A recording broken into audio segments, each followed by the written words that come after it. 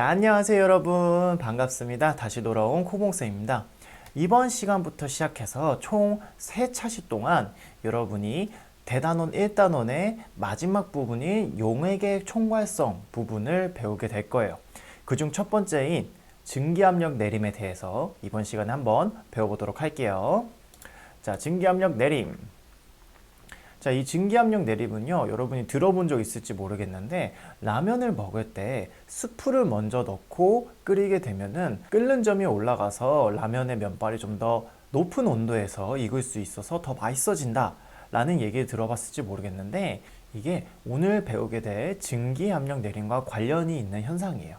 그래서 오늘 증기압력 내림에 대해서 한번 배워보도록 할게요. 자, 여러분한테 한번 물어보겠습니다. 용매에 비휘발성 용질이 녹아있는 용액의 증기압력은 어떨까요?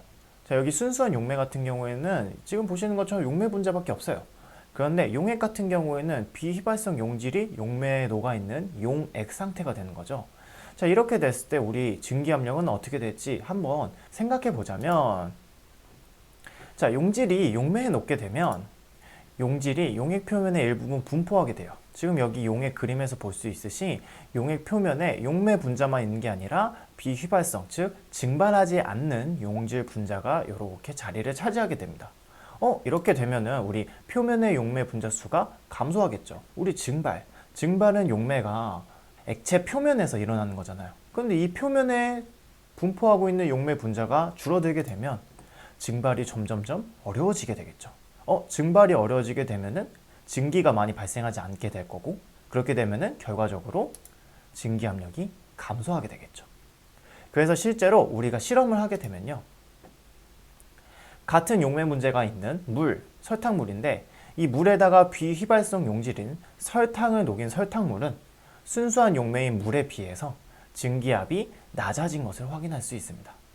이것을 그래프로 표현하자면 순수한 용매 분자 같은 경우에는 증기압력이 이렇게 있는 반면에 여기에 비휘발성 용질을 섞어서 증기압력을 측정하게 되면 지금 보시는 것처럼 증기압력이 감소하는 그래프를 확인할 수 있습니다. 그래서 정리하자면 비휘발성 용질이 녹아있는, 여기서 비휘발성은 증발하지 않는 용질을 얘기합니다.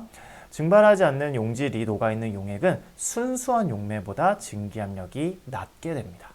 그래서 이러한 현상은 뭐라고 부르냐면요, 증기압력 내림 현상이라고 합니다. 자, 이 증기압력 내림 현상에 대해서 연구하신 화학자분이 계신데요, 바로 프랑스 화학자인 라울입니다. 라울은 증기압력 내림 현상을 관찰하다가 이러한 것을 발견하게 되는데요, 비휘발성, 비전해질인 용질이 녹아있는 묽은 용액, 중요합니다. 묽은 용액의 증기압력은 용매의 몰 분율에 비례한다는 것을 발견하게 돼요. 이것을 수식으로 정리하자면 이렇게 표현을 했습니다. 용액의 증기압력은 용매의 증기압력에 용매의 몰 분율을 곱한 값과 같다라는 것을 발견하게 돼요. 그래서 이러한 법칙을 본인의 이름을 따서 라울 법칙이라고 이름을 명명하게 됩니다. 자, 라울 법칙의 이 식은 결국 우리가 방금 발견했다는 것을 그대로 나타내고 있는데요, 용액이라는 것은 용매에 용질이 녹아있는 걸 얘기하게 되죠. 그러면 용매의 몰 분율은 적어도 1보다는 작겠죠. 뭔가가 섞여 있으니까요. 이 순수한 용매의 증기압력에 용매의 몰 분율인 0. 몇을 곱하게 되면 적어도 용매 증기압력보다는 더 낮은 증기압력이 용액의 증기압력으로 나타내게 되겠죠. 그래서 용액의 증기압력은 순수한 용매일 때의 증기압력보다 낮다는 것을 이 수식에서도 확인할 수 있습니다. 여기서 더 나아가서요, 여기 보이시는 증기압력 내림 값을 정리할 수 있는데요, 어떻게 정리하냐면 여러분이 알고 있는 몰 분율의 개념을 사용해야 됩니다. 이 증기압력 값이 몰 분율로 어떻게 표현되는지 한번 수식으로 유도해 보도록 할게요. 자, 우리가 알고 있는 건 용액의 증기압력이 용매의 증기압력에 용매의 몰 분율을 곱한 값이라는 겁니다. 우리가 증기압력 내림 값을 구하기 위해서 순수한 용매 상태의 증기압력에서 용액 상태의 증기압력을 빼게 되면 그 차이 값이 나오겠죠. 즉 이게 증기압력 내림 값인데, 이것을 좀 더 정리하게 되자면 여기 보이시는 용액의 증기압력을 라울 법칙을 사용해서 이렇게 표현할 수 있을 거예요. 이때 용매 증기압력, 용매 증기압력을 묶을 수 있겠죠. 자, 묶게 되면은 이렇게 표현하게 됩니다. 자, 근데 여기서 몰 분율의 개념이 사용됩니다. 바로 우리 지금 용액 안에는 용매 분자하고 용질 분자밖에 없잖아요. 그러면 용매 분자의 몰 분율과 용질 분자의 몰 분율을 합하면 1이 나와야겠죠. 자, 여기 있는 용매 몰 분율을 우항으로 이항하게 되면 용질 몰 분율은 1- 용매 몰 분율이라고 표현할 수 있겠죠. 그것을 여기에 대입하게 되면 최종적으로 증기압력 내림은 용매 몰 분율에 용질 몰 분율을 곱한 값이다로 정의하게 됩니다. 자, 여기까지 하면은 우리가 증기압력 내림에 대한 내용 다 배우게 된 거고요. 오늘 배운 내용은 다시 한번 정리하자면요. 이렇게 정리할 수가 있어요.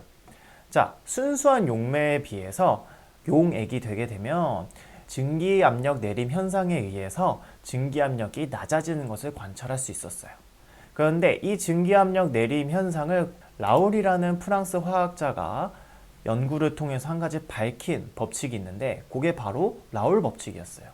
그래서 라울 법칙 같은 경우에는 이렇게 두 가지 식으로 정리할 수가 있는데, 자, 순수한 용매의 증기압력에 용매의 몰 분율을 곱하게 되면 그 용액의 증기압력이 나오게 되고요. 또 이번에는 용매의 증기압력에 용질의 몰 분율을 곱하게 되면 얼마나 증기압력이 떨어졌는지 증기압력 내림을 구할 수 있게 됩니다. 그래서 여러분은 용액은 순수한 용매보다 증기압력이 낮다라는 사실과 그것을 수식으로 나타냈을 때 두 가지 수식으로 표현할 수 있다는 것을 여러분이 알고 계시게 되면 이번 수업도 끝이 나게 됩니다. 그래서 이 수식을 통해서 한 가지만 더 꺼내보자면 무엇을 알 수 있냐면요. 자, 용액의 농도가 진해질수록 증기압력 내림이 커지고 결과적으로 증기압력이 감소한다는 것을 우리는 배우게 된 겁니다. 아시겠죠? 자, 여기까지 우리가 증기압력 내림 현상에 대해서 배웠고요. 이 증기압력 내림에 의해서 나타나는 끓는 점 오름 현상과 그 뒤에 나오는 다른 총괄성인 어는 점 내림에 대해서 다음 시간에 한번 배워보도록 하겠습니다. 아시겠죠? 그럼 여러분 다음 시간에 봐요.